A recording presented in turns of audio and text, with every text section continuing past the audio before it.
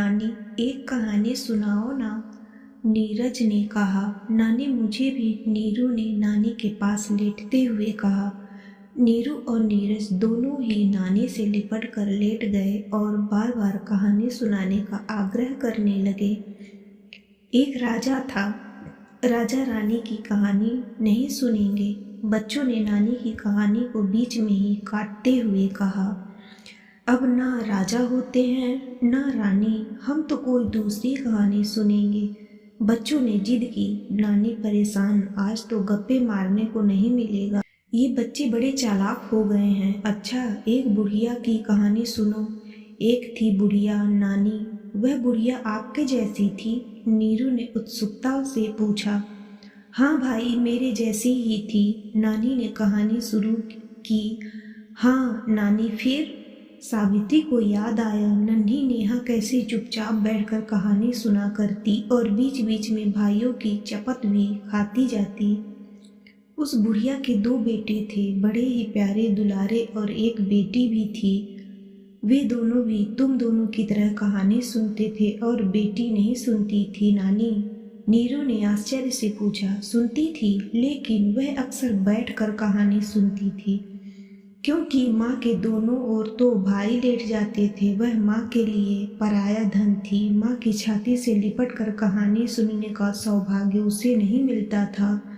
उसके हिस्से में माँ का हाथ पकड़ना ही आता, जिसे वह सावधानी से पकड़े रहती और तन्मयता से माँ के हाव भाव भी देखती जाती। सावित्री को याद आया, नन्ही नेहा कैसे चुपचाप बैठकर कहानी सुना करती और बीच बीच में भाइयों की चपत भी खाती जाती। नानी, वे बच्चे माँ को बहुत प्यार करते थे। हाँ बेटे, लेकिन क्या नानी? शादी के बाद वे माँ को भूल जाते हैं। वह कैसे नानी? बच्चों ने आश्चर्य से पूछा। नानी को याद आया, उनके बड़े बेटे महेश ने उन्हें जरा सी बात पर कैसे आड़े हाथों लिया था। उस बुढ़िया को गाने का बहुत शौक था। नानी ने कहानी को आगे बढ़ाते हुए कहा, क्या वह बहुत अच्छा गाती थी? हाँ, अच्छा बहुत। उसके बिना तो गाने की महफिल ही नहीं जमती थी। क्या वह लता मंगेशकर से भी अच्छा गाती थी? अरे, लता मंगेशकर क्या गाएगी उसके सामने? नानी का इतना कहना भर था कि बच्चे हंसते हंसते लोटपोट हो गए। नानी, लता मंगेशकर से अच्छा क्या कोई गा सकता है? अरे बेटा, जो तुम्हारी लता मंगेशकर से कोई सोहर सगुन मंगल सुहाग गवाए तो जाने। अरे जानते हो यह सब कितना मुश्किल होता है। ढोला तो आते तक बाहर खींच लेवे, तब जाके पूरा होवे है। ये सब रेडियो पर नहीं आता। बच्चों ने तर्क किया। तुम्हारे इस मुए रेडियो में कोई ढंग की चीज कभी आवे है? अच्छा नानी, फिर क्या हुआ? फिर एक दिन वह बुढ़िया गाने चली गई और जो गाना शुरू किया तो सारी महिला मंडली दंग रह गई। माँ, आप तो बहुत अच्छा गाती हो, आपकी बहू तो नहीं गाती, किसी ने कहा।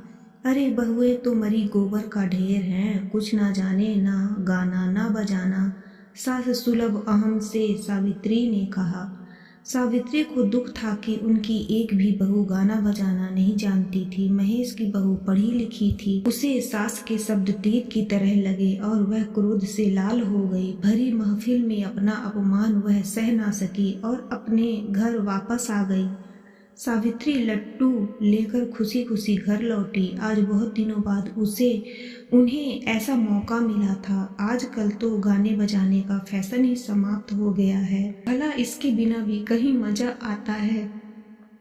माँ के घर से कदम रखते ही महेश ने चीख कर कहा, तुम क्यों गई थी वहाँ? गाना था, चली गई तो क्या हुआ? उन्होंने बुलाया भी तो था। तुम वहाँ गाना गाने गई थी या बहुओं की बुराई करने?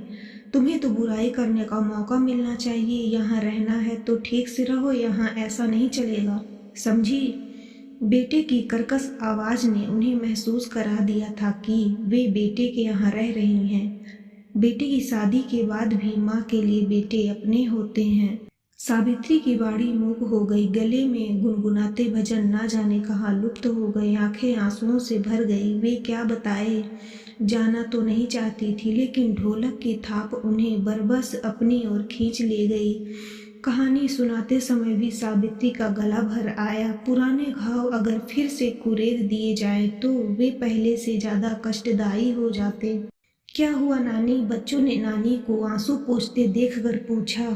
कुछ नहीं, आंख में कुछ गिर गया था, सावित्री ने बहाना बना दिया। सावित्री फिर वहां ज्यादा दिन ना रह सकी। अपने को अस्तित्वहीन और दीनहीन नहीं बनाना चाहती थी। वह सोचा बड़ी बेटे के पास चली जाएगी, लेकिन वे वहां जाने का साहस न जुटा सकी। यहाँ बहू नहीं बेटा बोलता है, वहाँ यह अधिकार बहू ने अपने पास रखा है। वह तो गालियां देने में भी माहिर थी।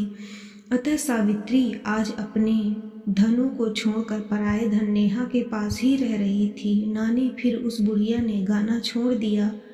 अरे ना बेटे ना, वह अभी भी गाती है, लेकिन अकेले में। अब वह जोर से नहीं गाती, मन में गाती है। मन में गाना क्या होता है? बिना आवाज के गाना। बिना आवाज के भी कोई गाना होता है? बच्चों ने आश्चर्य व्यक्त किया। हाँ बेटा, होता है बिना आवाज का गाना, ज्यादा भाव भरा होता है। वह चुपचाप रुला भी देता है और हंसा भी देता है।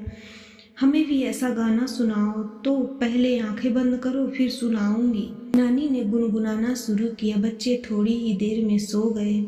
बच्चे जब सो जाते हैं तो उनका भोलापन और भी उजागर हो जाता है। नानी देर तक बच्चों को निहारती रही और प्यारी नीरू को कसकर छाती से लगा लिया। अरे क्या हुआ माँ? नीरू को इतना प्यार? नेहा ने आश्चर्य से कहा, क्योंकि माँ के लिए नीरज के बाद ही नीरू का नंबर आता था। बड़ी प्यारी बच्ची है, नानी ने प्यार करते हुए कहा। पर है तो पराया धन ही, नेहा ने उल्टी सांस लेते हुए कहा। नहीं बेटी नहीं, यह तो पाई पाई संचित कर जोड़ा हुआ धन है, अमूल्य है। यह नेहा ने आश्चर्य से पूछा। और मैं? तू तो मेरा बहुमूल्य कोष है। दोनों मुस्कुरा कर लिपट गईं।